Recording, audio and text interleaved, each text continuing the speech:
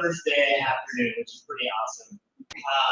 We've got people in Fairbanks and Juneau joining us. I think we've got record numbers. We've got 5 in Fairbanks and more than 1 in Juneau. So, welcome guys. So tonight I'm really excited because a couple of things have happened. One is that we've got yet another person who's working for an outside company talking with us. That is David, who's back here. He works remotely and now lives in Anchorage.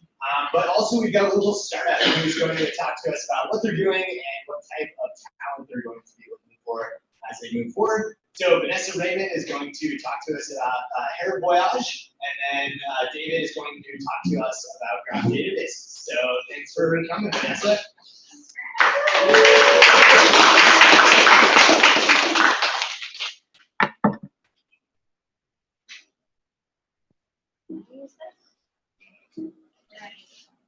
No, not sure.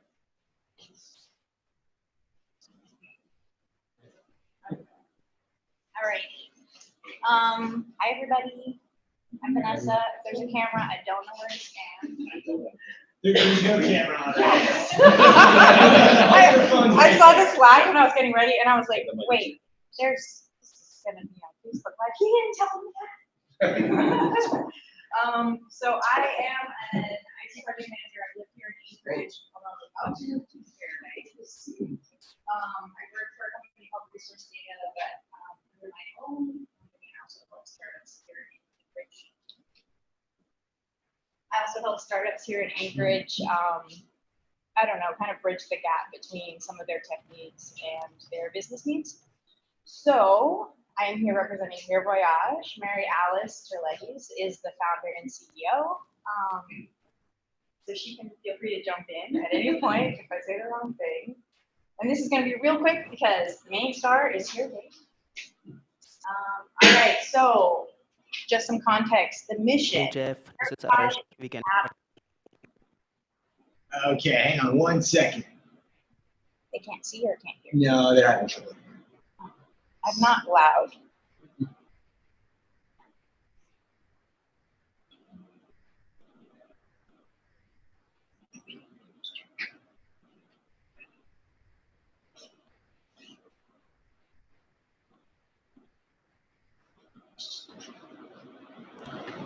Give that a shot. How's it sounding now? Better? Yep, works good. Thanks. Awesome. Okay, thank you. So briefly an overview, Hair Voyage is a beauty tech startup. It's born and raised in Anchorage. It is a business-to-business startup, and so they are helping stylists, primarily hairstylists, shadow people, gain new experiences, put in hours towards their licenses. The licensing for like stylists is crazy onerous, and you have to maintain it over time. It's ridiculous. And so there's a lot of other things that are built into Hair Voyage, but that's at the core. And Hair Voyage is about connecting people. It's about building community and giving stylists the ability to develop their own artistry over time.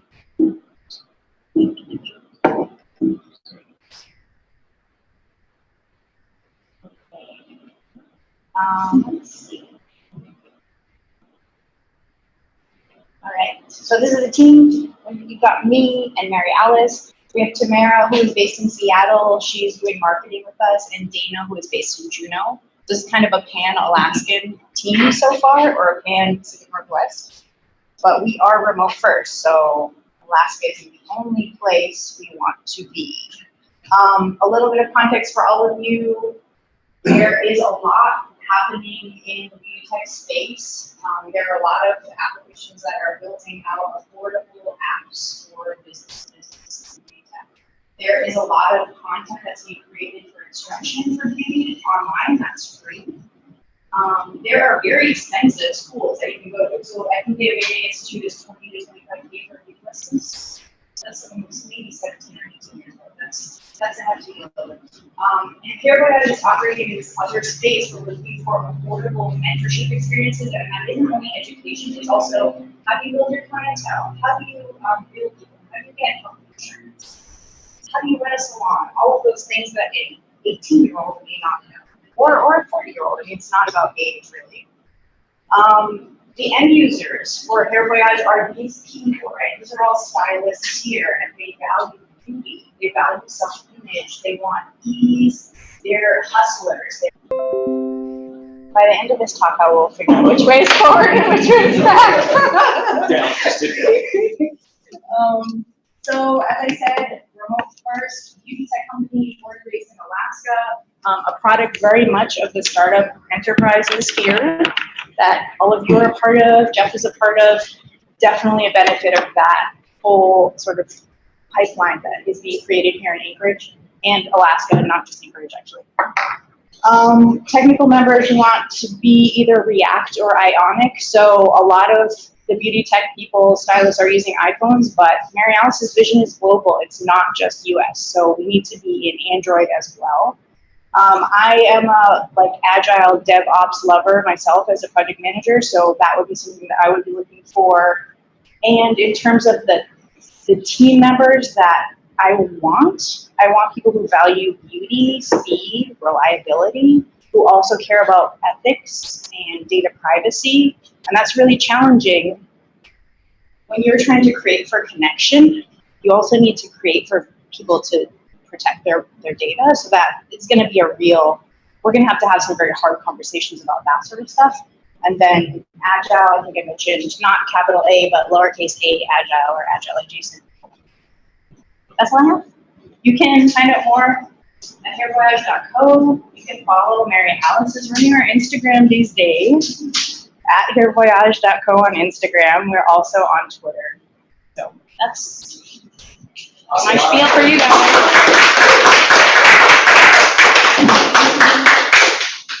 So I met and he gave me his story, and he had been here for like a week, and he had already jumped into the deep end of Alaska.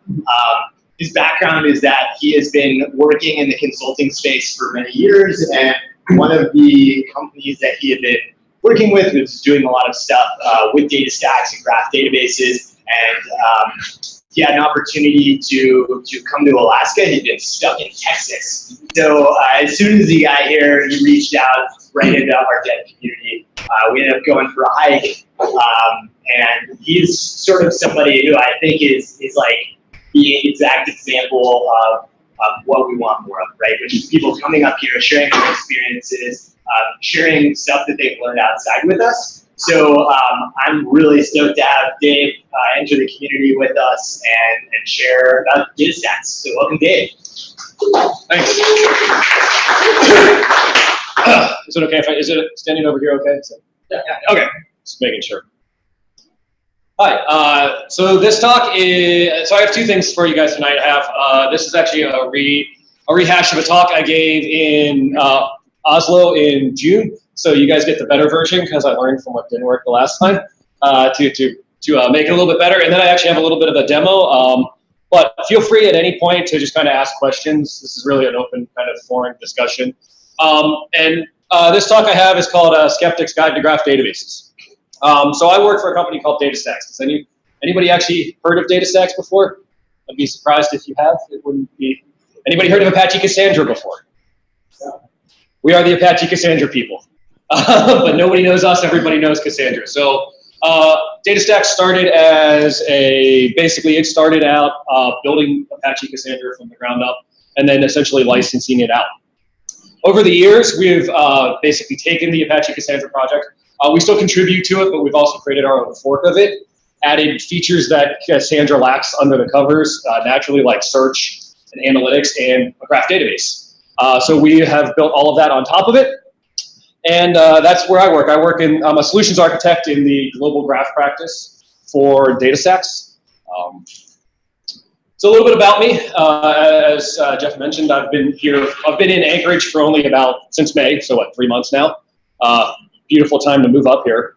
It's been, it's always this dry and warm, right? That's that, yeah. But I've been working in a variety of different industries for about 20 years. Everything from consulting to architecture. Actually, previous to my current job, I was actually the chief architect for a company that did genetic genealogy. Before that, I worked for consulting. So I've kind of been back and forth and done a little bit of everything. I'm also a co-author of an upcoming book called Graph Databases in Action. So if anybody's interested, let me know. I think I still have a few free copies I can give away for anybody that's interested in this again. So, in all fairness, it's only about 5 chapters into a 12-chapter book. So, still a work in progress. But. So what are we going to talk about today? Well, what we're going to talk about here is a little bit about what's a graph database and why should you care about them. What are they good for? Why should you use one? Then we're going to go through a little bit about what I've learned over the years of doing graph database consulting, because I've been working in graph databases for about 4 or 5 years now, which doesn't sound like a long time, except for the fact that the graph database market is so new. That's really, I'm like an old hand at it at this point. And then, so a little bit of time for you guys to learn from my mistakes, and then a bit about how to have a successful project. What are the things you're going to look for when you're working on a project that may use a graph database? Warning signs to look out for, the good, the bad, and the ugly kind of sort of things. So first off, what are graph databases? Well, graph databases, they're a type of NoSQL database that's based on graph theory.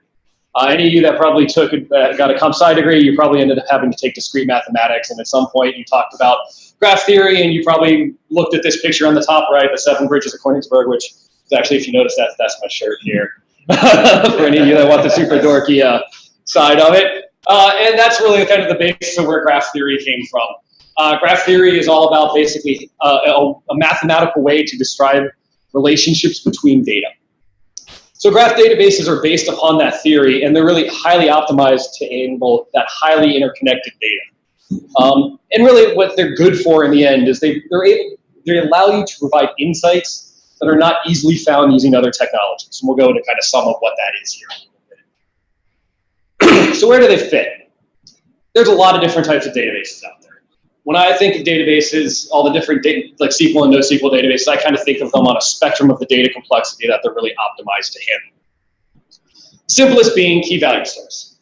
This is your Redis, your Reacts, your DynamoDBs, your Aerospikes, those sorts of things. And really, handles very simple data. It handles a key and a value. There's no relationships between it. We're all probably use these all the time for things like caches. They're really great for that. They're really, really fast because they don't handle any sort of complexity or connectedness within the data. Everything's really atomic to the inside of the value. You get a little bit more complex, you get something like a wide column store. This is like Cassandra, Apache HBase, Google Cloud Bigtable kind of examples of this. And basically, you can think of wide column stores or column family databases as essentially a single table in a relational database. And by single table in a relational database, you may be able to have multiples of them, but you can't do things that you normally would do in a relational database, like joins. So that's something that people want to do often. But it's a little more, it handles data that's a bit more complex than the key value store because you're able to handle, all your data in a row is connected to one another, but it's not connected across rows or across tables. You want to start getting more complex, you get document tables. If any of you have played with NoSQL, this is probably the one that you've played with. This is your Mongos or your Couchbases, your document DBs, things like that. And this handles more complex data because the data can be highly related inside itself, but still it only handles that data within an atomic unit of that JSON blob or that document that you're working in. You get to relational databases. This is probably what everybody here has actually used over time. This is your Oracles, your Postgres, your SQL servers.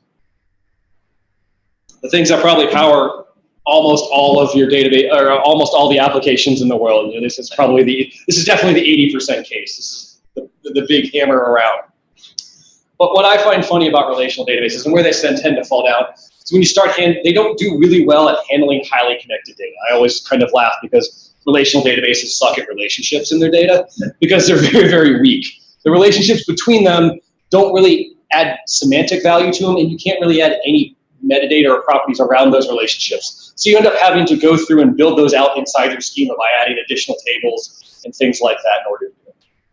When you start getting to the most connected and the most highly complex data from a data complexity standpoint, this is where graph databases come in. This is your Neo4j's, your OrientDBs, your Janus graphs, your DataStax graph, Stardog, Anto graph. There's a whole bunch of different ones. But these are really optimized for handling those highly interconnected data type problems.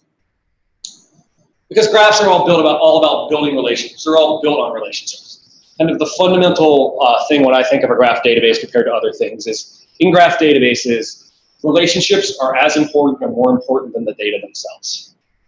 Sounds kind of weird, but it really does kind of work that way. For example, this is a sample of what I was doing when I worked for that genealogy company that I mentioned, where I was building out our family tree application. Well, in your family tree, does it really matter if your grandfather is named Bill or is named Ted? It doesn't really matter. In the end, it's still the structure of how your data is related, how those people are related to you, doesn't change based on the entities. So it's really about how valuable the relationships are.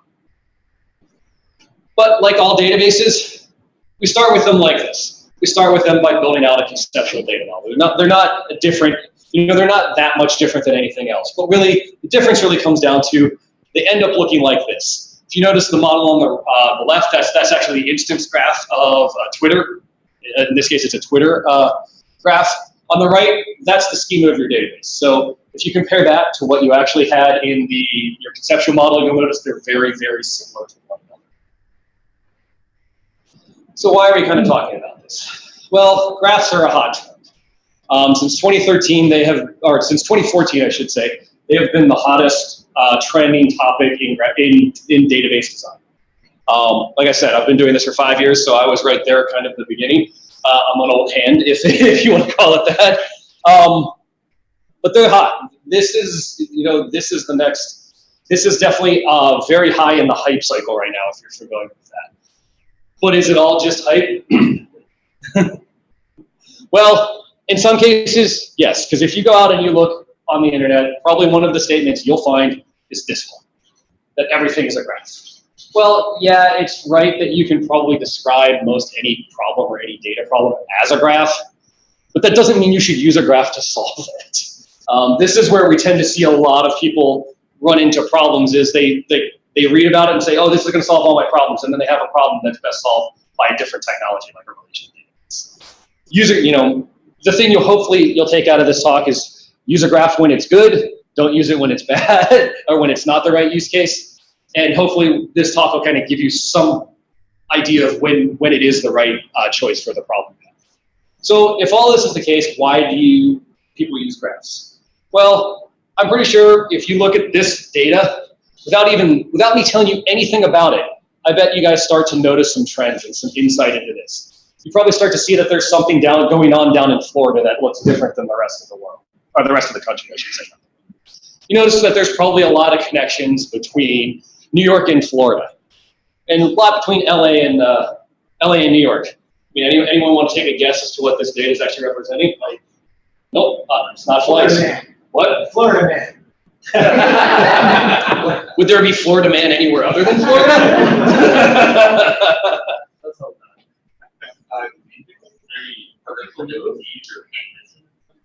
Actually, that's close. What this was this is actually a graphic that was created by my colleague and my boss, Dr. Denise Gosnell. It represents Medicare payments for a single year. The vertices represent doctors. The edges or the lines between them represent patients that doctors share in common. And the size of the vertex represents the amount of money that doctor was paid. So you start to be able to see why being able to see the relationships between things really matters. Because when it comes down to it, there was a $1 billion Medicare scam that was going on in Miami. In fact, I don't know which one of it is. I think it might be the blue dot down there in the corner. That doctor was paid something like $21 million, I think, for Medicare in a single year. Wow. So being able to kind of look at how this data is related to one another really helps you be able to provide some of these insights that you don't necessarily see other ways. So what are some graph use cases? If you go out on the internet, you'll see tons of graph use cases. Fraud and anomaly detection is one that you definitely see. I mean, we just saw an example of that above. Graphs are great at being able to show you how fraud and anomaly detection are all about looking at how something is different than the normal. And graphs are really great at being able to do that sort of pattern matching prediction to be able to find out how something's different. For example, I've worked with a company, excuse me, they do insurance fraud. And part of their algorithm is all about how people are connected to one another and can only be solved by using a graph because of the nature of the question that they're asking. So fraud and anomaly detection is one of those really, really strong use cases for a graph because They're all about how things are connected and being able to quickly find the connections between different entities.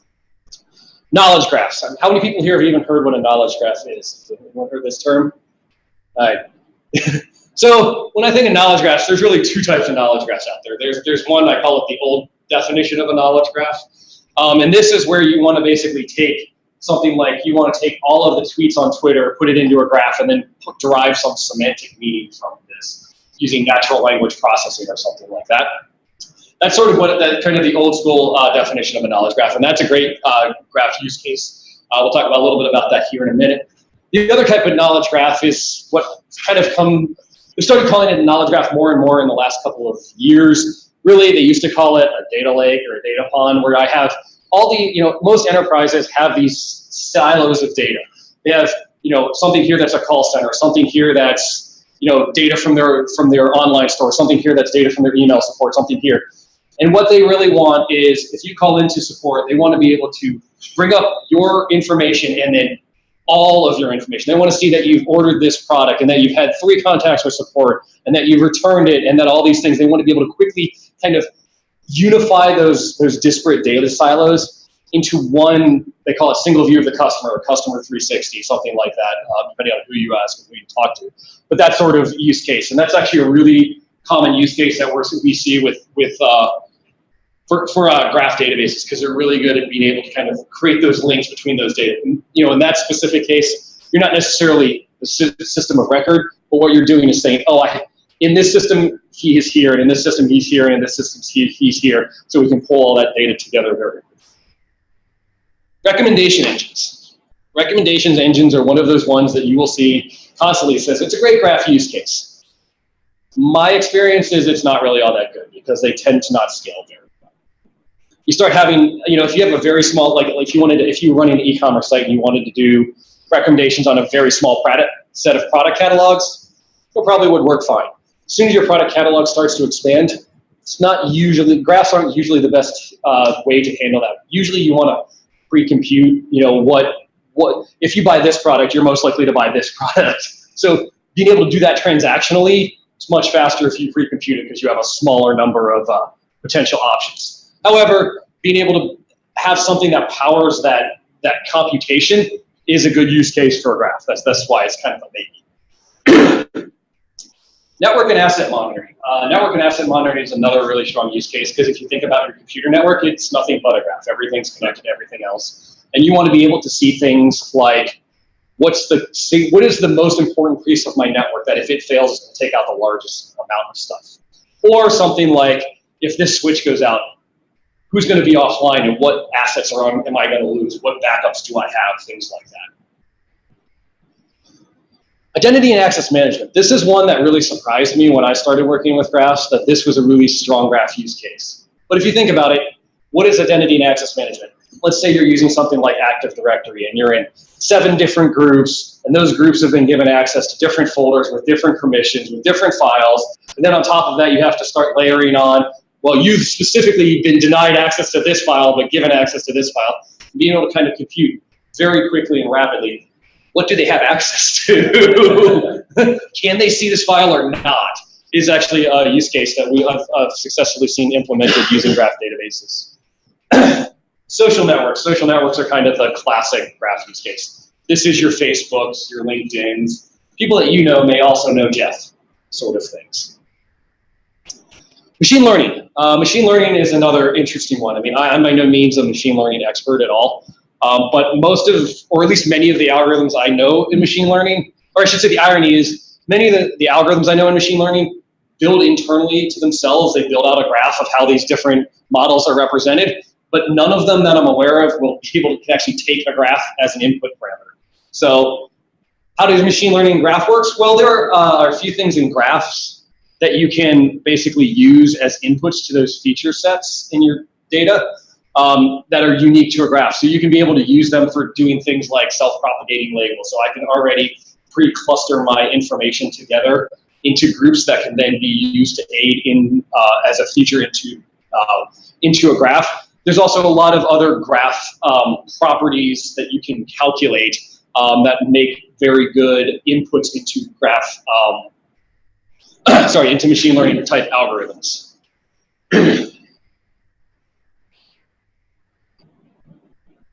So what do all these use cases have in common? It's really two things. The first is flexibility. These use cases all kind of need flexibility in how you work with and interact with your data, because it's going to change over time and as things go through. And the most important things is it's all about the connections between your data. And if you're a skeptic like me, what you're saying is, I can do all of this in SQL. I've been doing all this in SQL for years. Well, the answer is, you probably can.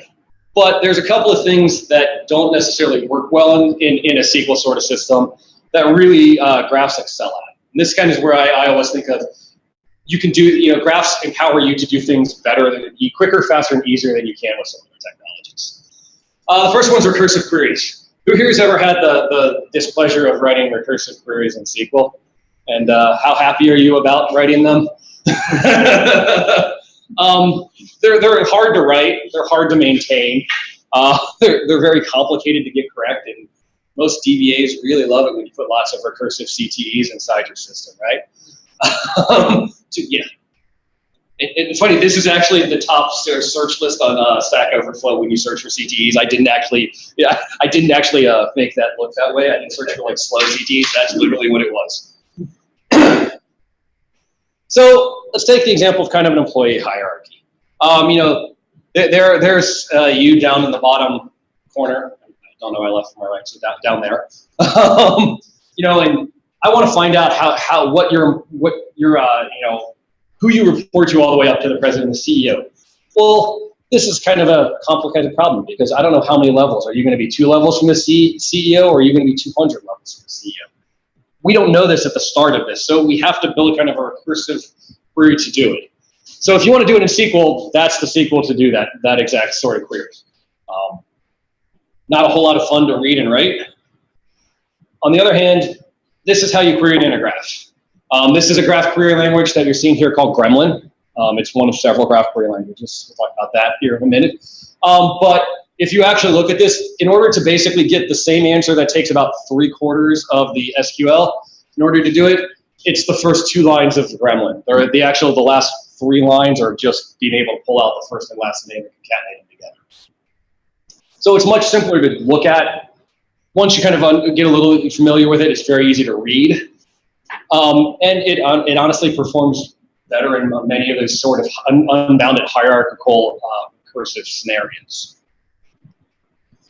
The other one is actually something that's unique to graphs that you can't really do in anything else, which is this concept of paths. I want to find out how 2 things are connected to one another, and a path really tells you that, but it tells you more than that. It also tells you the sequence you have to go through in order to get from A to B. So in the case of Alice here, there's 2 different paths between Alice and Bob. From Alice, you can follow that red arrow backwards to Bob. So in most graphs, you'll find out they're called directed graphs. Because the edges are set as having a direction. So in this case, Bob has a follows edge that goes to Alice.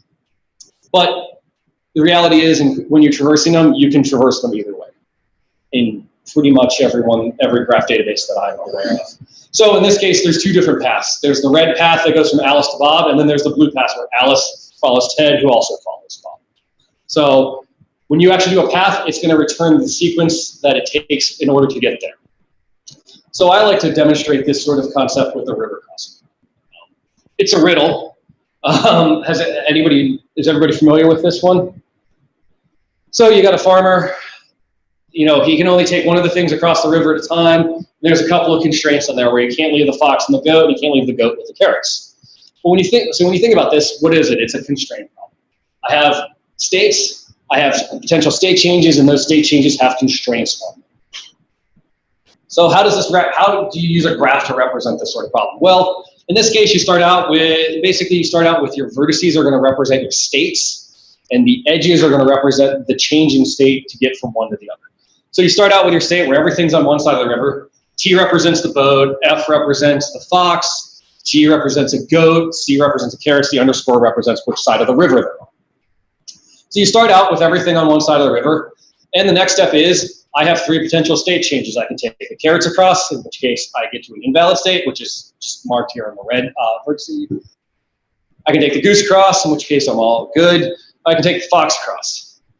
Get to that state, I can basically build up my state diagram from this. I can return the goose, I can return empty. If I keep doing that, I end up with this. This is the graph of that problem. This will show you every potential solution you can do to get to that answer.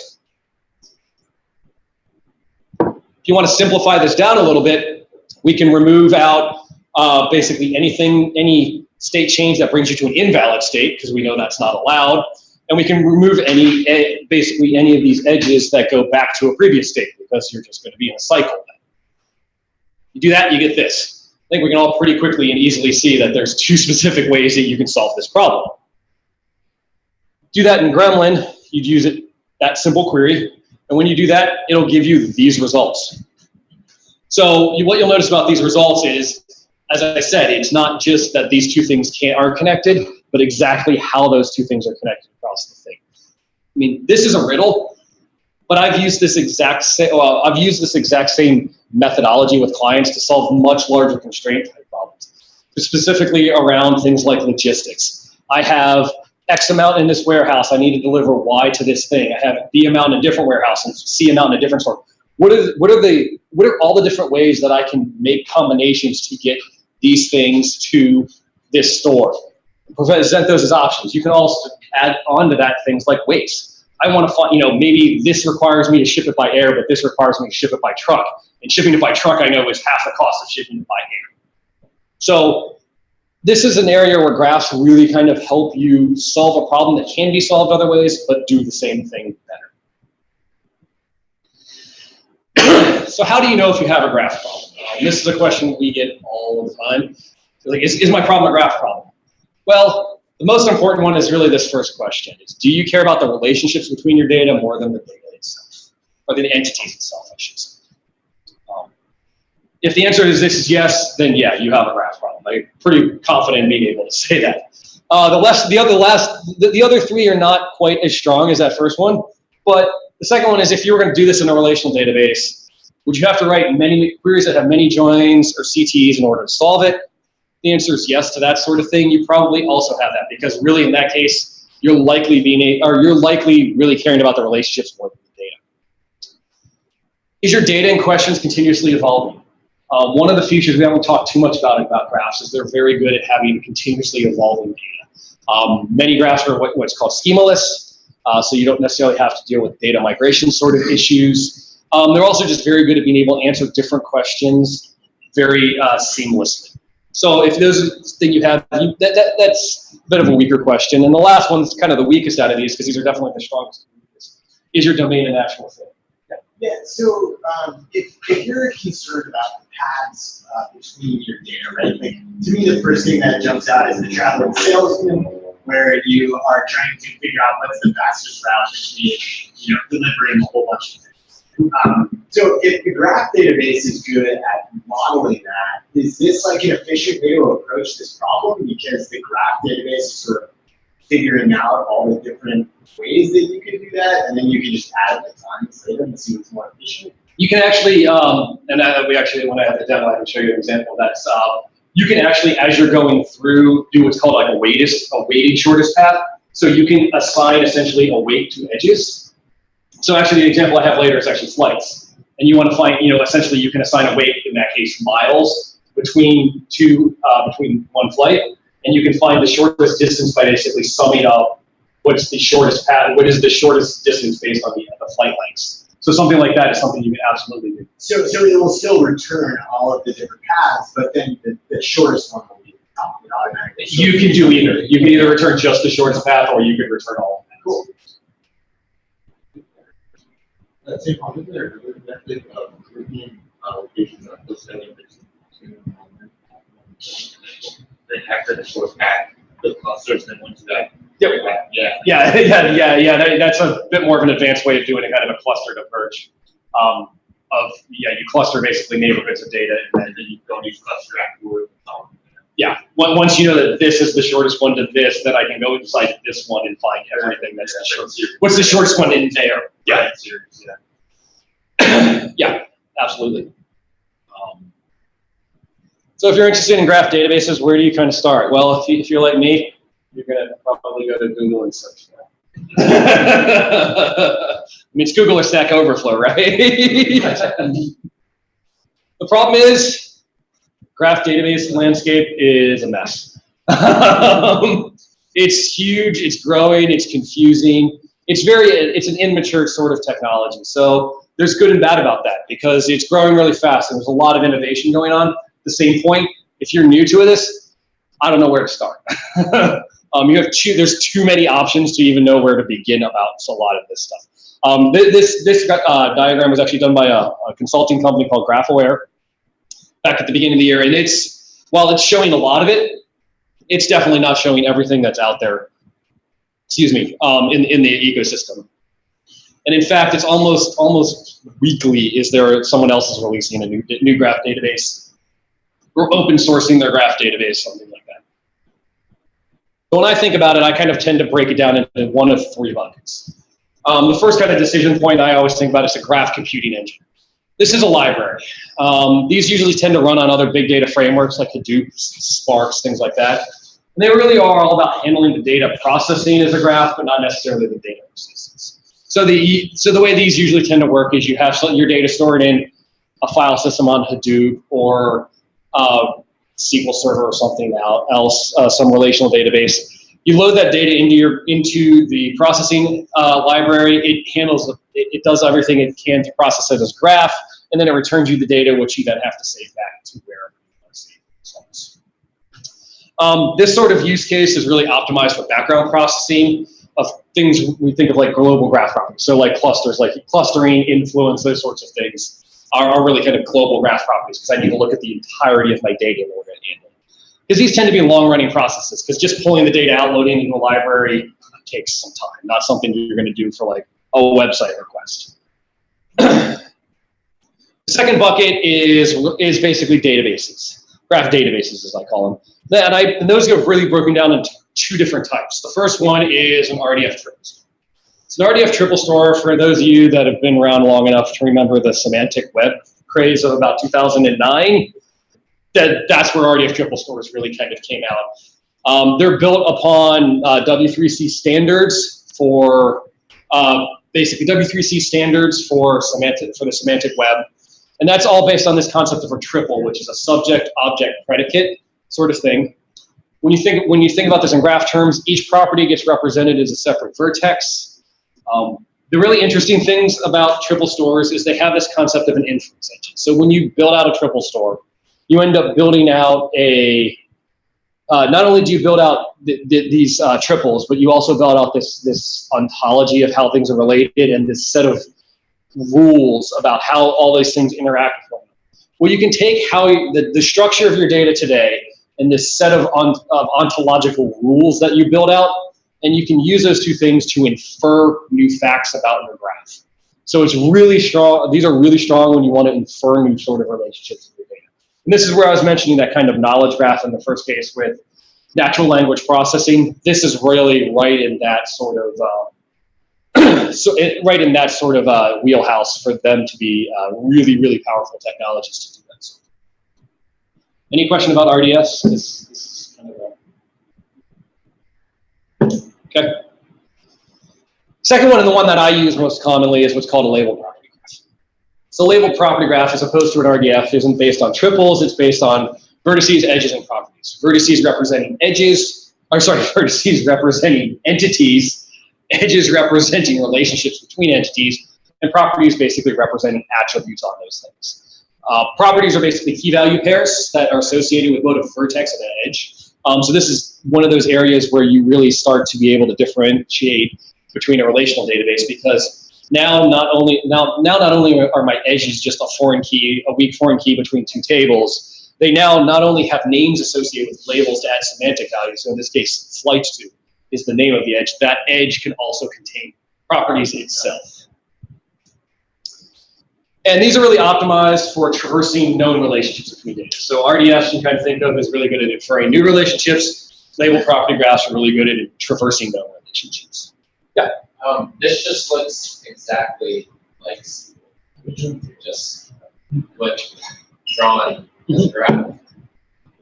No, it is still. I would flip that around and say, when you're doing SQL, you're basically trying to do this by adding a table in the middle. Because if you were going to do this in SQL, you would basically have a city table, a flight to table, and you have a city table and a flight to table, and you would basically have 2 foreign keys between those. So now you have to do 3 joins in order to get between those 2 things. Where in this case, you're basically yeah. Yeah. It is very simple. It's solving the same sort of problem in a different way. So.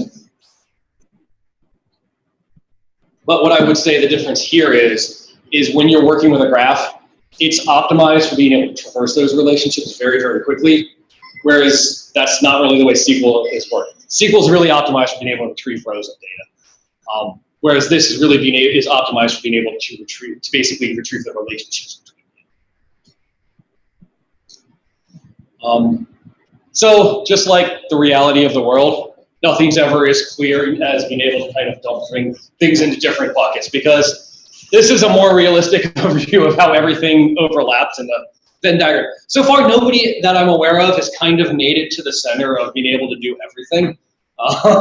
But there's a lot of people that are basically able to do 2 of these different things. Like for the company I work for, DataStax, basically is, they really fall under, they have the graph computing engine to do the Spark-based large scale analytics, as well as a transactional database. So the other really confusing thing about graph databases is query languages. There is no standard query language for a graph database. There's many different sort of semi-standards. Sparkle, which is the one you see in the top corner, is actually probably the closest thing to any standard for relational databases, but only RDF databases use it. So, at least I don't know of any other thing that's not an RDF use. That's actually a W3C standard up there.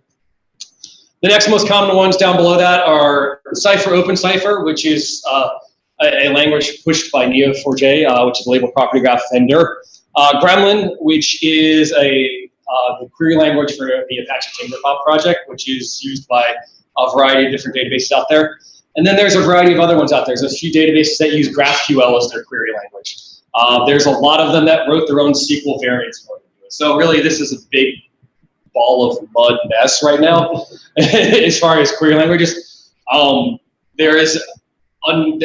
there is a standardization effort going on, but this is about the 2nd or 3rd one I've seen in about 4 or 5 years. We'll see if it gains more traction.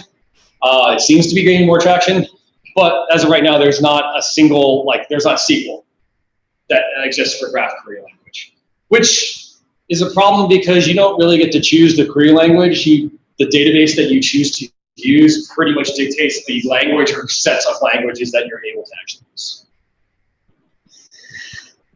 So before you run away, let's talk a little bit about my mistakes and some of the things we can learn to kind of, as you go forward, hopefully, if you decide to go down the graph database route. First off, understand what you're looking for. This is something we end up working with a lot of clients that come in and say, oh, I have all my data in a graph. Tell me what I can find out from it. It's like, it can't tell you something. Graphs aren't magic. They're not able to tell you things that you don't know to ask for. So really have an idea of what it is you're trying to find before you actually get there. Second one, understand what your tool is doing. I mean, who here thinks that query looks bad? Who here thinks that's a pretty friendly looking query? Well, like jQuery. Well, this is what that's doing in the SQL world. So it's basically saying, give me the row count of every table in my database, put that into a table, and then sum that all together. I don't think most DBAs are going to be really happy if you try to run that on production. I don't think any DBA is going to be happy if you run that on production. But, this is something I see people do all the time. I've been guilty of trying to do this. Because it's so easy to write, that doesn't mean under the covers it's not actually doing a lot of things. So really kind of take time, understand what it is that you're asking before you kind of try and run it. The other one is understand your algorithm. There's a lot of really complex algorithms you can run, but you can do simple things. Like if you want to do a vertex lookup, it's a straight, it's a linear time lookup. If you want to do find the degree of a vertex or the number of edges that are associated with a vertex. That's a pretty straightforward query, but those really aren't the interesting things you usually want to do with a graph. Usually you want to do things more that are in the red with a graph. You want to do things like find the shortest path between two systems, or run PageRank on something, which is the Google algorithm for influence. These are O to the n plus m, or O to the n squared type of complexity of problems. And trying to say, I've literally heard people say, I want to find the shortest path algorithm and I want it done in 20 milliseconds. Well, that's not going to happen. So being able to understand how complex the question you're asking is really important, because it's very easy to get into things that are NP hard or NP complete problems. They're very interesting questions to ask about your data, but have realistic expectations of how fast you're going to be able to get into this. And the last one is really understanding your data. This is probably the one we work with our customers the most on, is understanding this concept of branching factor. So branching factor in a graph is basically the number of successor nodes any node has. So if you have a branching factor of 2, you go from 1 node to 2 nodes to 4 nodes. If you have a branching factor of 3, it goes from 1 to 3 to 9, so on. This graph at the bottom is basically the number of vertices that it takes, that you have to touch in order to process based on the different branching factors and numbers. What you'll notice here is that you have a branching factor of about 6. By the time you get to about 5, about a depth of 5, which is not really all that far into a graph, you have to touch 56,000 vertices in order to do this. So really understanding how your data is structured and what this branching factor is, and specifically what the tails on your distributions are, is really a key thing, because there's a thing, we're not going to get into it too much here, but it's called a supernode. Basically, that's where something has a very, very high branching factor. For example, I was working with one customer where they had a branching factor on certain nodes that were 50,000. So that means to go out from that node, you have to make 50,000 queries to a database. So as you can guess, that was probably not a very well-performing query. That sounds literally expensive. It actually was worse than that, because they were trying to branch out that multiple times.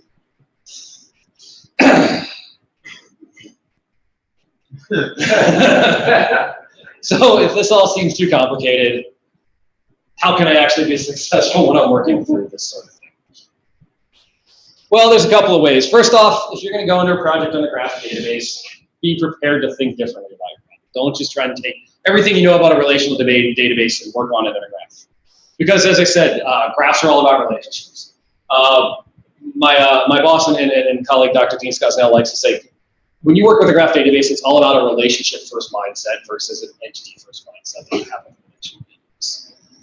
The other big thing is, don't expect a seamless transition between the two, because in the graph space is relatively young, it's relatively new, and the tooling, quite frankly, is immature and, well, stinks in a lot of cases. There are things like your nhibernate or your link to graph. Those sorts of tooling doesn't exist. You're kind of working back in the dark, call it the dark days of SQL. Like, there just is not a lot of the tooling out there. You end up having to do a lot of things. Things are a lot harder sometimes than they really think they should be in order to make it. Second one is choose the right tool. Choosing a tool just because it's available is dangerous. I love this picture, by the way. I think this is my favorite picture. Awesome.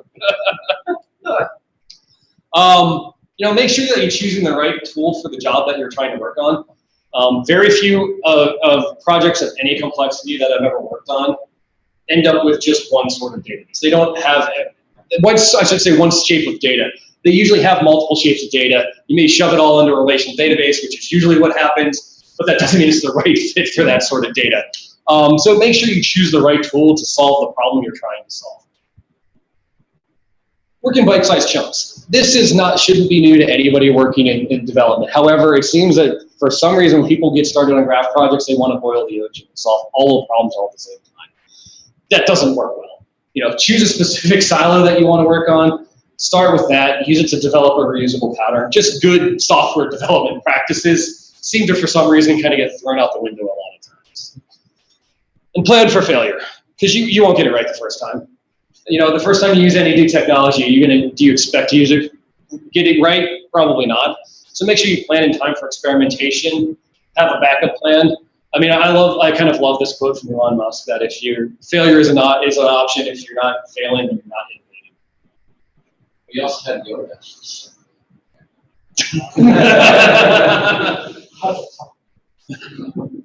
Oh yeah, I don't know. So what are some of the warning signs you can look for on a project to know whether it's going in the right direction or not? These are all ones that I've seen that I kind of always classified as red light projects, ones that are just bound to fail. You've chosen that you want to use a graph, but you don't know the problem. This is one we get all the time. We want to use a graph database. Can you tell us where we can use it? Well, what am I solving then? What's really the value of what I'm trying to build if I'm trying to find an answer? Or writing your own graph database. While there are companies that have smart enough people and enough resources to try and do this, there aren't many of them out there. So why not learn from everyone else's mistake and use everyone else's mistakes that have been already rolled into a different graph database? Complete rewrites using just a graph. I'm going to throw out 30 years of this application and knowledge I've learned on it just to replace it with a graph database in a year. Those sorts of projects never work. And one that's sort of my favorite is I write a book on graph databases. I know everything about them. No, you don't. As someone writing a graph database, you don't know. Run away. These are not the projects you want to be working on. So yellow light projects. These are ones where you really haven't taken time to understand what tool you chose and more importantly, what the limitations of that sort of thing. Where you don't have any graphic experience. When there's no schema enforcement, this is one that's kind of always an interesting thing because if you look in graph databases, they always say, we're schemaless, we're schemaless. Well, it doesn't mean you're schemaless. It's just like saying Mongo is schemaless. Mongo is not schemaless. You just have to enforce it at your application level instead of at the database level. Schema is either implicit or explicit. Otherwise, you're going to end up with 19 different ways to spell person because somebody capitalized it and somebody spelled it wrong and all those sorts of things, and you're not going to get useful information back out. So make sure if you do have one of those databases that is schemaless, make sure you're enforcing it at your application level. And if you don't have devs or ops or DevOps support, because if you're working, if you're trying to bring a new database and technology into house, your ops and your DevOps people aren't going to know anything about it either. So make sure you bring them in early and often so they are also up and comfortable when it actually goes to production. It's like, hey, we built this entire application. Now you need to support it. Like they're not going to be your friends. These are the projects where they're teetering on the edge. You can bring them back, but there's a bit of complexity. And then these green light projects. These are not always the ones you get, unfortunately, but these are the ones that start small. They spend time choosing the right tool. They build in time for the team to learn, and they plan for failure cases. This is the ones everybody wants. This is the ones that everybody really wants to do. So if you want to get started, what are some suggestions I have? Well, the first one is if you have an afternoon, you can just go download, this is a little bit of a promotion because I helped build this, so I'm kind of partial to it. You can go download this experimental tool we have called DataStats Desktop. Run a couple of different stacks and just get up and learning with a graph database very quick with some built-in data. If you have more than that, take some time. Figure out how to start loading your own data in and writing your own traversals. So traversals are basically the word for querying a graph database. Start doing some of those things that you can't necessarily do in a relational database, or you can't do very well in relational. Like there's recursive and pathfinding. Do some of those graph analytics like we were talking about clustering, finding edge distributions, things like that. If you have longer, spend some more time learning the tech. Figure out a simple business problem, build an application, show it to some management. I've seen people actually do this sort of thing and get highly rewarded and quickly promoted by being able to basically take the initiative and show how they can solve a business problem and derive value for their customer or for their business. So in summary, graphs are really optimized for highly connected data. They help provide insight in ways that can't be seen, easily be seen in other ways. But they require you to take some time and approach the problem a little differently than you're used to. So, just kind of wrap up here. What are graphs great for? They're great for solving problems you can't necessarily solve with existing tech. This is like that fraud problem I was talking about. Unfortunately, I can't give details about it. I'm not allowed.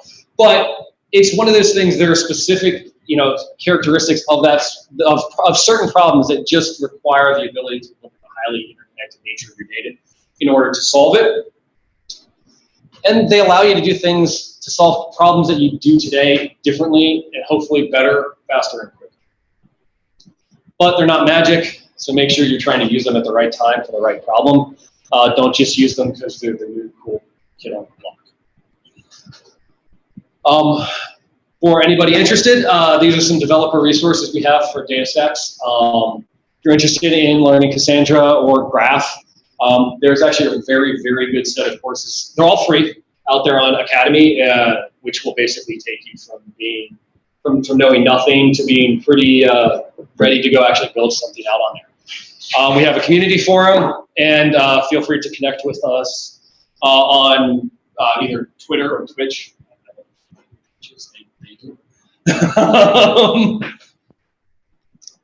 And lastly, feel free to follow me on Twitter if you want. If you want that, that is a 40% off code for the book that I have. I think it might work on all Manning books, not just mine, and a URL for it. So I don't know. Any questions? Actually, your example where you got the little fox, the goat, and the carrots. Yeah. What else did you have to define outside that query that you showed us to get it to understand that textual representation inside of where it's on? That was just about being able to, all I had to do was define basically what the different parameters are, so the fox and the graphic. Basically, it's essentially, that's being represented as a state diagram, with the transitions being represented as the edges. Right, so like how does the query language know how to generate like edges? Is it actually generating all possible paths? It's not generating edges, you put the edges in and then it generates, that query that I showed you is actually generating basically querying to find out what the different paths are. With the paths already having been saved. Yeah, paths already been saved in that's gotcha. So you have your application representation of these things. Yeah. Generate the data inserted. Yeah. Okay, gotcha. Yeah, if you want to, I can show you what it looks like actually. No, that's okay. I got you. I was wondering if that was something implicit to Graph database where it can generate that for you based on finding a few things. There are the ability to do that sort of thing, not specifically that, but in like where I was talking about an RDF database. You have the ability to basically define a set of rules, and those rules will be able to infer new facts and new edges in there. Okay. Based on basically you have to have data in there, but basically data structure and those rules and run through those. Basically create the facts. Cool. Yeah, it seems like graphs themselves do all the data and stuff like that. Is that an application you've seen used, or is it? For what do you mean when you say point cloud data? Well, so for the most part, like quick cloud data is going to be essentially volumetric factors. So you have X, Y, Z, it's point in space, and you have RGB and alpha. So you basically have a three-dimensional pixel. So you've got probably a 7-value array that represents a point. You might have an object in resolution that's got 80 or 100,000 points. Are you going to be hopelessly slow when dealing with that kind of data? I would think in order to be able to deal with that sufficiently fast, you probably would need to keep able to keep all in memory. I haven't seen it used for that. Doesn't mean you couldn't. Someone hasn't seen it. I mean, most of the time you're dealing with that. There's one box that, but if you wanted to do something really put abstraction inside and say, return objects to me that look something like this three-dimensionally based on those positions. Yeah, I mean, I don't see why you couldn't do that. I can't say I've ever seen that or heard about that, but that doesn't. So just a quick note, guys. If you're asking a question, can you speak loud into the mic so that Alex and Juno can hear us? I apologize. You've got a short USB cable, but if you could come near and project your voice, that'd be awesome. Right, I can repeat the questions. Yeah, that too. Some of these questions are a little bit complicated, though. So yeah. So the question was, have I ever seen graph databases used to represent point clouds in like a volumetric sense? And I haven't, but that would be an interesting thing to think about. The most I've seen graph databases used is more along the lines of like geospatial sort of representations, or to do geospatial sort of calculations, but nothing three-dimensional.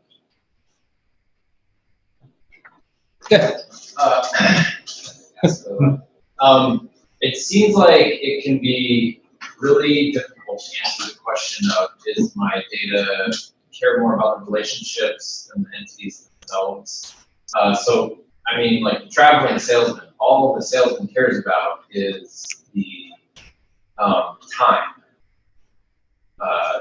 And complete traverse, or the distance. Right. And like the distance could be different time. We have different, if the different patterns of speed and the speed and time are actually different.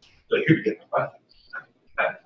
Right. Well, maybe the farmer, the animals, like Yeah. he's not a computer scientist. Like how do you answer? How did you come to using a graph to solve that problem? I would never thought of that. How do you answer that question? So in that case, it comes down to how you want to think about that sort of problem. Because in that sort of case, specifically the farmer one, it really comes down to it comes down to a constraint problem, and then it comes down to how you want to model that constraint problem. You could model it in a variety of different ways. I mean, constraint problems are not new, and they've been solved for many, many years.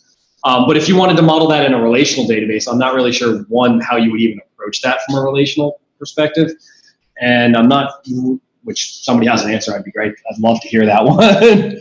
And I'm not sure how you would be able to solve it. That wouldn't be a brute force method of calculating every potential option between those things. It seems like the graph database is doing brute force. So didn't you calculate every path and then choose the ones? Well, in that case, I did. In that case, I did calculate every path, but I already knew that what the potential paths. But I represent, when I built the representation was of all the specific paths.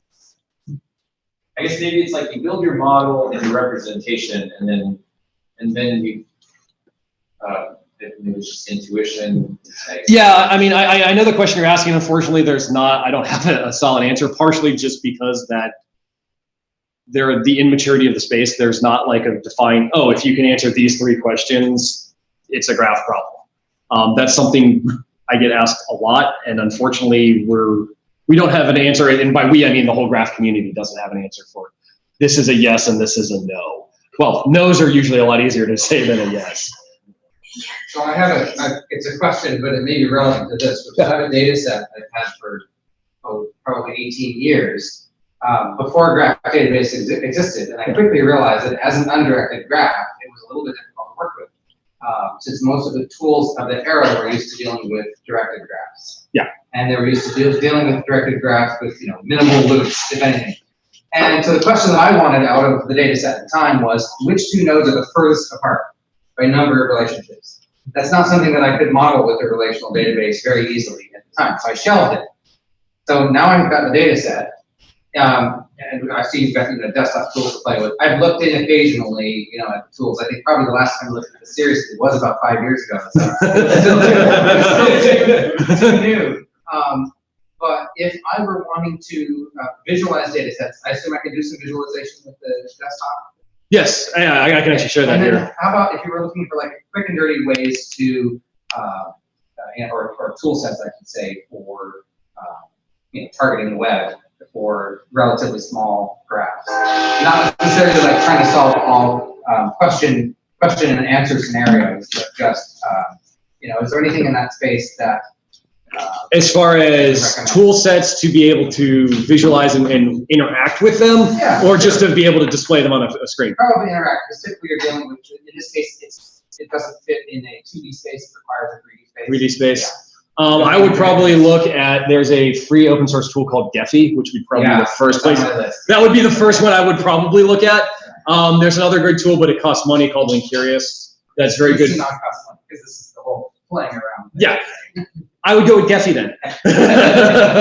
Because it's really the only one out there that kind of gives you that exploratory. That was at the top of my list. Yeah, question that your exploratory ability that you're sort of asking. So in this case, I already know that the data set requires a graph. I mean, I think I even tried to mess around with it for a while in GraphViz, but of course GraphViz is not designed for output or analysis. It's really just let's render your relationships once. Yeah, there's a lot of tools that are. That's why I was asking that specific question, because there's a lot of tools that are like, I have this all stored in a graph and I want to be able to display it on a screen. There's a lot of those sorts of tools, but that's not. You're looking for more of an exploratory sort of use case. Thank you. Does that help you with it? Yeah. Okay. Yeah, sorry I don't have a great answer for that one. I wish I did. If I did, I'd be able to write a whole book on just that. Part of the fun, it's more fun that way.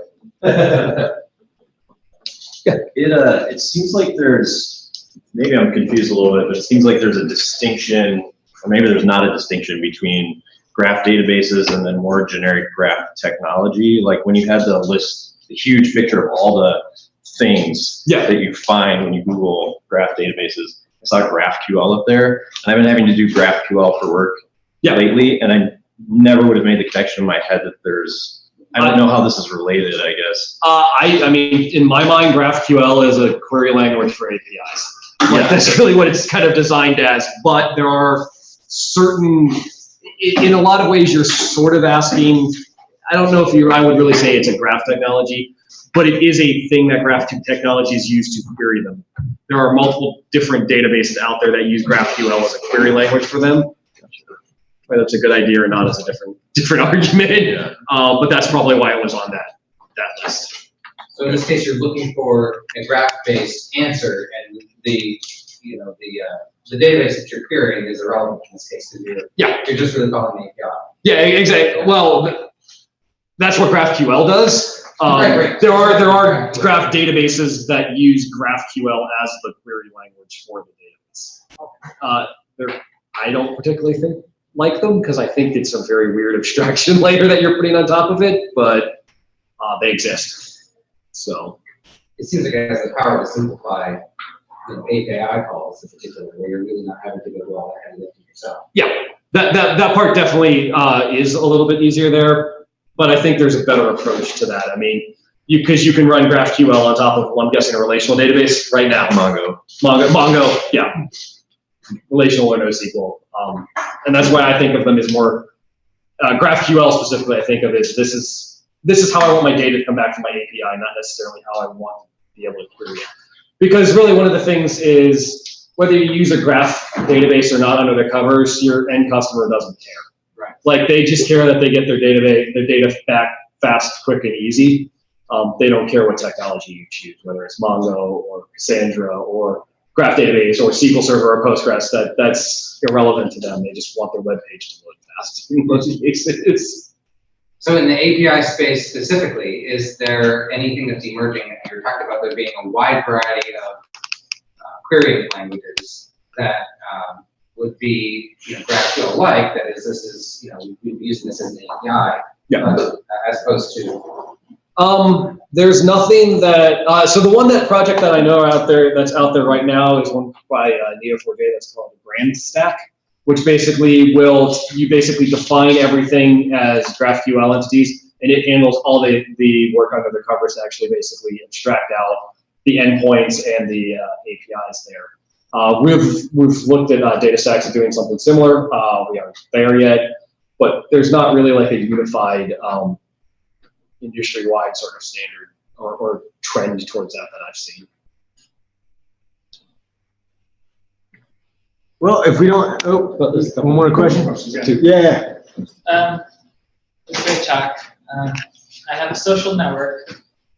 I have some entities in a relational database. Relationships are only a couple nodes deep, and I have an activity feed in Mongo. I want to quickly render an activity feed customized based on the relationships. So it's too fast. It's too slow if I do like any Redis caching or anything like that. It's too slow. Is graph database some kind of solution in order to get the correct Redis cache is too slow? Yeah, because I don't know what relationships they're going to ask for at render time when they go to view the Okay. I mean, in that case, what I would probably start with is you may use something to basically figure out what relationships you have, and then you'd have to go fetch them as a second call. I wouldn't probably store necessarily your activity feed inside a graph database for a variety of reasons, but namely branching factor being the biggest problem in that sort of use case. So you still would have to do a two-phase commit.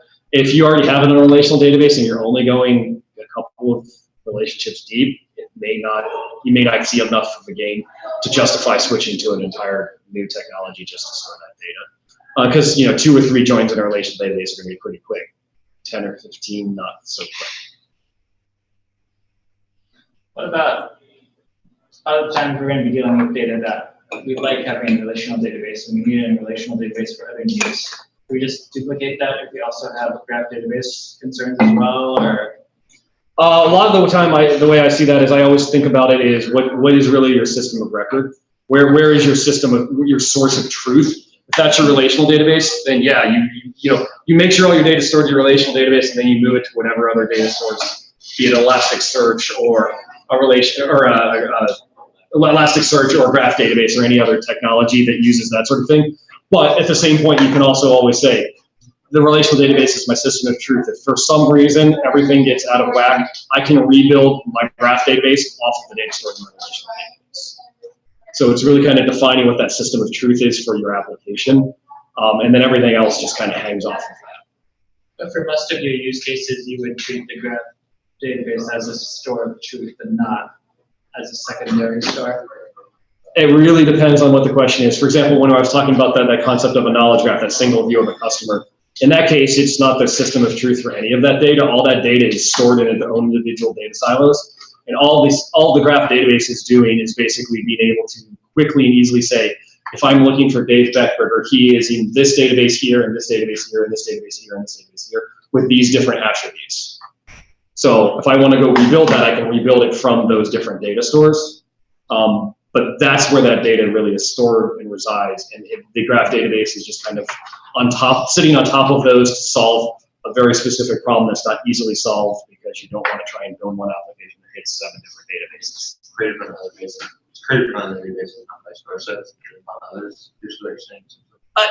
I don't want to say it's usually what I'm saying because it really is dependent upon how you architect your application, but that is a very common pattern. I've also done it the other way when I was working at the genetic genealogy company. We were the system of truth for your family tree information. We were where everyone else came to get that information. So it kind of goes both ways. It really comes down to what the needs of your application are. I know that's a bit of a wishy-washy answer, but software architecture always is, right? It depends. I'm just kind of a bit of more technical question. Yeah. Some of the big companies are using this. Is it easy to distribute graph databases? Do they shard well? Sharding, distributing a graph database is not an easy thing to accomplish because what the problem you end up with is by very nature, they tend to be, you tend to have to jump shards very frequently. That being said, there are a lot of problems where you really have to be able to shard your data in order to be able to actually store it all. And we work with, so Cassandra, for those of you that are aware, is really, it's a technology that's by its very nature is necessarily distributed. So it's built on sharding technology, and we're built on top of that. So by nature, we deal with distributed sharded database problems graph database problems all the time. It introduces a lot of complexity because you have to very intelligently decide what you shard on and how you shard your data because you want the majority of your query to all be co-located if possible. What would you shard on? For example, when I was working for the graph data, or when I was working on the genealogy company, each person had their own individual family tree. So that was what we decided to shard on because in 99% of cases, you are only ever going to be you're only going to ever be calling information that's inside your own family tree, not inside his family tree or his family tree. He would be calling stuff inside his family tree, which could be stored on a different shard of the database, but he's still usually within his own, everything's stored within that specific shard. So that's one case where you can kind of shard on a logical partition in your application. Sometimes they're not as easy as that to be able to do it, depending on what the question is, unfortunately. But it's a difficult problem because of the connectedness and the fact that I want to be able to look at connections between data. One more question is just not hard. Is it hard to know when something should be a property on a node and when something should be a property versus a vertex? Yeah. Yeah. Or a property versus a relationship. So you might want to put like a company under some person, but at some point you're like, that actually is a different entity. So the question was, is it hard to know whether something should be a property or a vertex or an edge? The way I usually look at that problem is is this something I want to use to connect two people together? For example, do I want to use an address to connect two people together because maybe I want to be able to find everybody that lives at a specific address? In which case I would make it a node because I want to be able to draw connections between different lists. Yeah. The other option is you can make it into a property. But so if I want to be able to search and find people named Dave Berchberger, I'm probably going to make Dave Berchberger a property on a vertex to be able to make it easily and quickly searchable. At the same point, you also get to the fact that you get things where I want to be able to do both, in which case you have to start thinking and looking about denormalizing your data and storing it both as a vertex and a property. Because for specifically when that use case I was talking about where we ended up with 50,000, it had a branching factor of 50,000. That specific use case was, I think they were they built all of their attributes, so things like an email, an address, and a phone number were all basically their own separate vertices. Well, there was a branching factor of 50,000 on each one of those sorts of things. So being able to try and resolve that down to find the one person that had this address, this phone number, and this email was very, very complex. We ended up solving that by basically moving those to properties on the vertex, in which case it went from being queries that took, 50 seconds to answer to ones that took less than 20 milliseconds. So when you index the properties that are on vertex, is that how it works, that you find them? Yeah. Yeah, different databases will do it different ways, but most all of them have have multiple different types of indices that you can put on top of them. Anything else? I'm sure you said at the beginning, I'm sorry, you came late. Do you live locally, or are you? Yeah. Cool. Yeah, I moved here 3 months ago. Nice. So for my May, whenever May was. Don't brag. Yes, beginning of summer. Not so I haven't been through a winter yet. But yeah, I just moved here from Houston actually. So. Oh, nice. Yeah. Cool. Well, we got a couple more minutes left. Do you have time to do maybe a quick demo or something?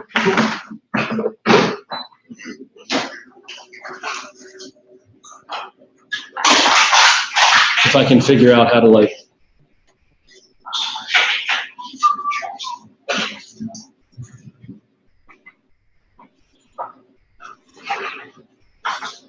it's coming on. I see it. I guess, all right, that works. While we wait, I have a question. Yep. So going back to the three lights, like the red, Yep. yellow, green. So when you're hiring or when people are looking for people who do this kind of stuff, what do you look for? What kind of experience are you really looking for there?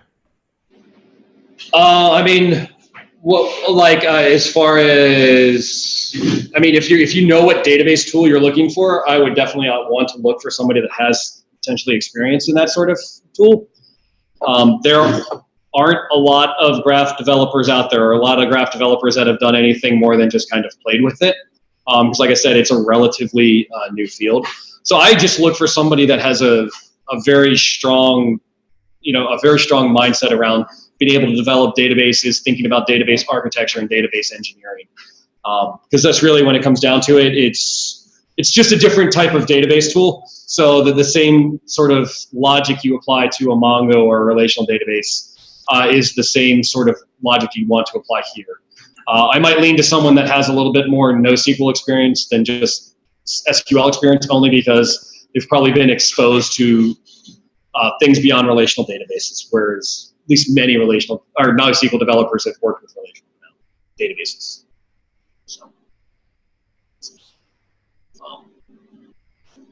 So am I still sharing my screen? You guys still able to see it? Yeah, okay. So this is an example of what this data is. This is actually, it's an open data set if you guys are interested in playing with. It's actually, there's a free book on Gremlin out there by a man named Kelvin Lawrence, who now works at Amazon. And this is basically the data set that he uses throughout that book. It represents airports. It represents, basically it's a flight, an air routes database. It represents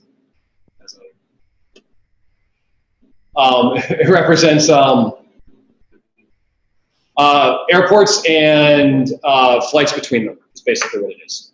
So, you know, very simple. I want to be able to find everything that is, I think, oh yeah, that's what this is, okay. I forgot what I did, I just did this. I wanted to find all the airports in Alaska.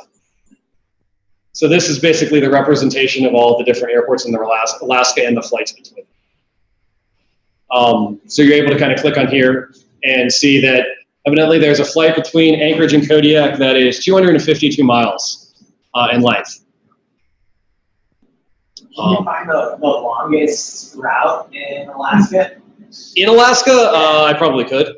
I do have an example of longest route. I only have shortest route, I think, but I don't know if I've ever actually been anywhere that wanted the longest path between two things.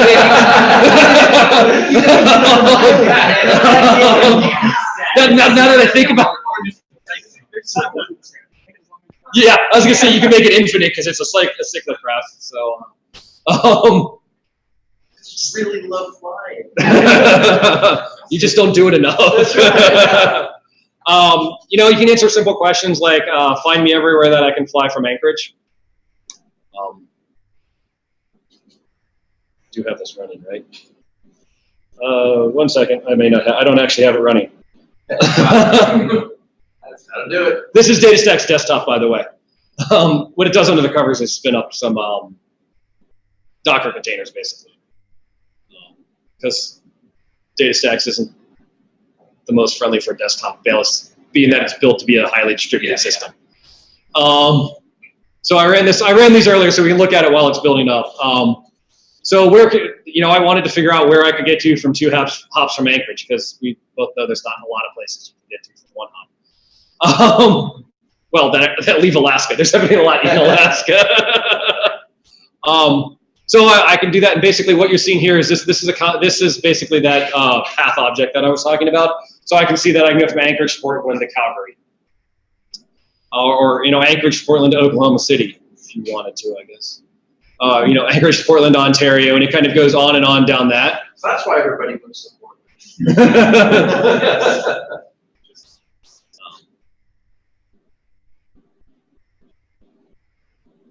Oh, here it is. How far can I get to someplace from 2 hops from Anchorage? You can evidently for 10,654 miles, you can get a jet out of Saudi Arabia. So is that far enough for you? Yeah, I'll take it. What's the first hop? I don't think I actually have that returned in this, but my guess is it's probably Houston. Yeah, I talked about jet lag, right? A little bit different going from Anchorage to Jeddah as well, but so here's finding your second neighborhood. So in graph terms, your first neighborhood is all the vertices that you're directly connected to, and your second neighborhood is all the vertices they're connected to.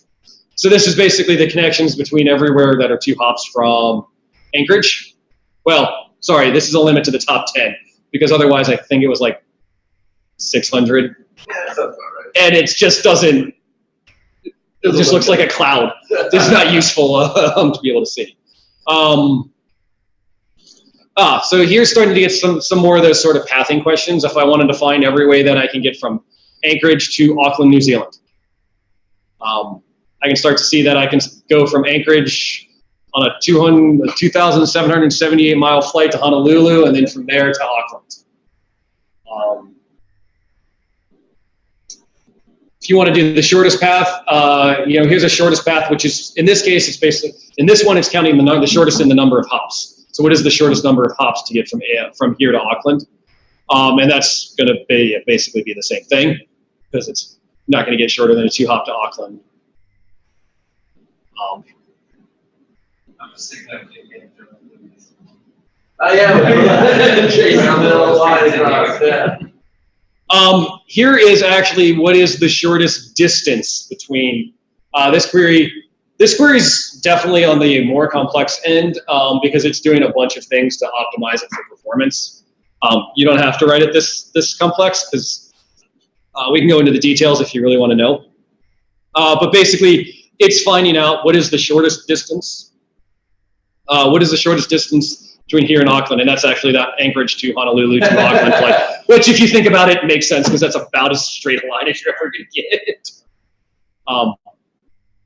So this is kind of an answer to whoever had the traveling salesman sort of question earlier. This is where you can start adding weights to your different paths in order to be able to kind of say, okay, yeah, I know this is 2 hops, but this hop costs a lot more than this hop costs. I've used something similar to this in that fraud use case I was talking about, because when it came down to it, what you ended up doing was putting weights on how things were related to be able to say how likely that is to be a fraudulent address or a fraudulent car or a fraudulent person. And then basically summing up all of that and giving you a score. Because the outliers immediately stand out in that case. Yeah. Whereas just simply producing a table with averages. Yeah. Well, the outliers immediately stand out, as well as the fact that, well, just because you're connected to one fraudulent thing doesn't necessarily mean anything. Maybe, but a pattern of connected to fraudulent things is where it starts to come into a point. Let's see if it's back.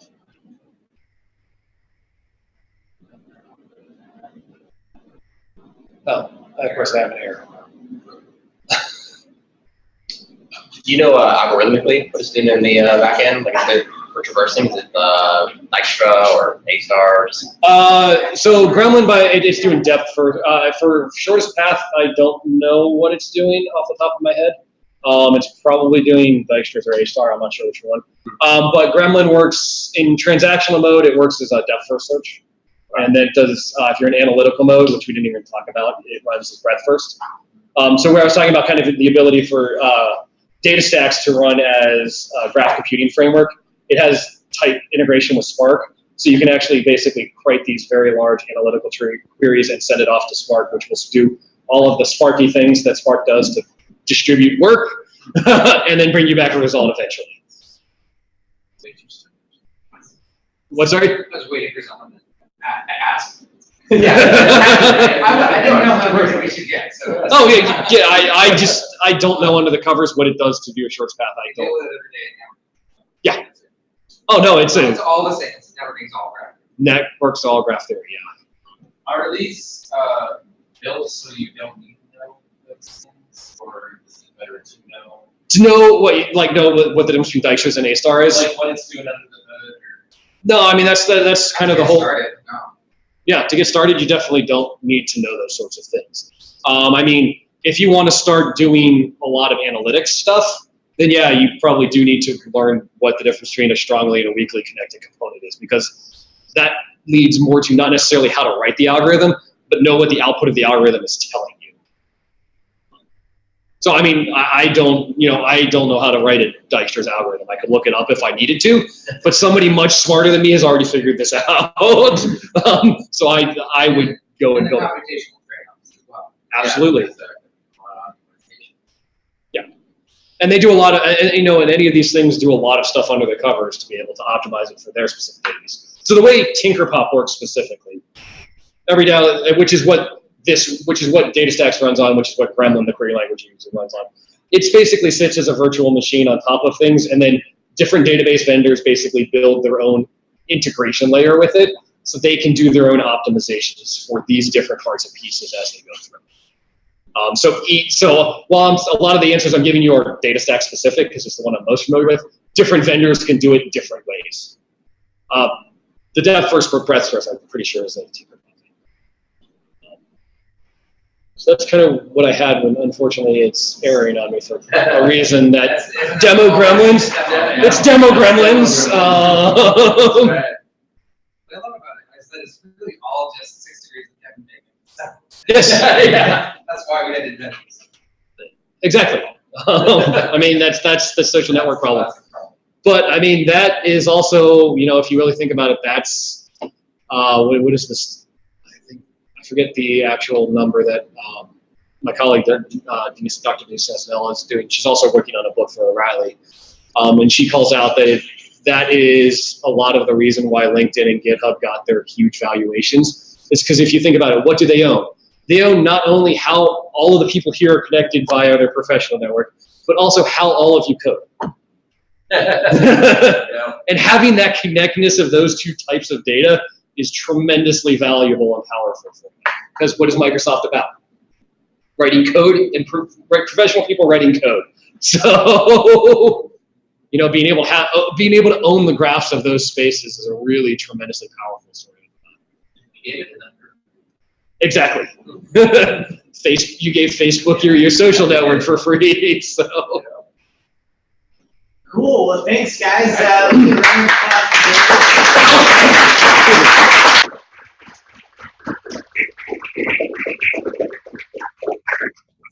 So a couple other pieces of housekeeping and stuff to note. We have our first ever boot camp going on in the community coming up next month. So we have the world famous Bill Kennedy, who's going to come and teach his ultimate Golang course for free. I had the opportunity to take it last October, and it was phenomenal. There haven't been many classes that I've taken where, especially that were only 3 days, where I walked out like feeling like I was a completely different person. Again, it's completely free. The only requirement is that you show up the Saturday before. So on the 7th of September, Adam Levy, our own local gopher, will be teaching the very intro. So that's just like variable declarations and sort of like the semantics of the language. And that'll be a full day. And then the 13th, 14th, and 15th, which is a Friday, Saturday, Sunday, those will be full day courses from 9 to 6. Again, totally free. Bill's a phenomenal teacher, and it's a really important course to take. The next thing is there are a couple of awards to give out to the locations tonight. So the first actually goes out to Juno because well, actually, how many new people do we have here tonight who've never been? All right, that's pretty solid. But it's still not close to Juno. Juno has 50% new people. So kudos to Juno. Juno has 2 people tonight. But welcome all new members. I'm really excited to have you guys here. Fairbanks gets the like most consistent because they've been like within the ballpark of 3 to 5, and then we get the like eating the right amount of pizza award because we've done it 2 weeks in a row. So thanks everybody for coming out. I believe, yes, we do have one meetup next month as well as the boot camp.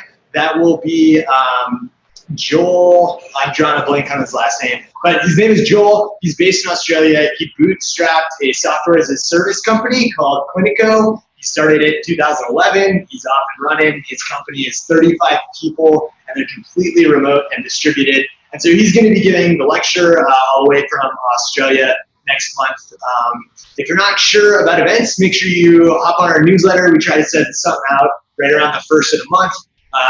Also get on the Slack if you're not there. So check out the website, akdeadlines.com, and then there's a big button that says join Slack, and then there's also our calendar. If you want to go back and reference any of this stuff, we are also recording all the talks on YouTube and Facebook. And for those of you who use YouTube, please go and subscribe to our channel. I can't believe I'm saying this. But the reason there is, okay, sorry, I forgot the jazz band. So we need 100 people to subscribe before we can get a custom URL. So that's actually a legit reason to subscribe. Important to me. All right, thanks guys. Happy Thursday. Thank you. Does that just mean we need to create 100 bogus accounts to sign up? I mean, this seems like an afternoon's worth of work.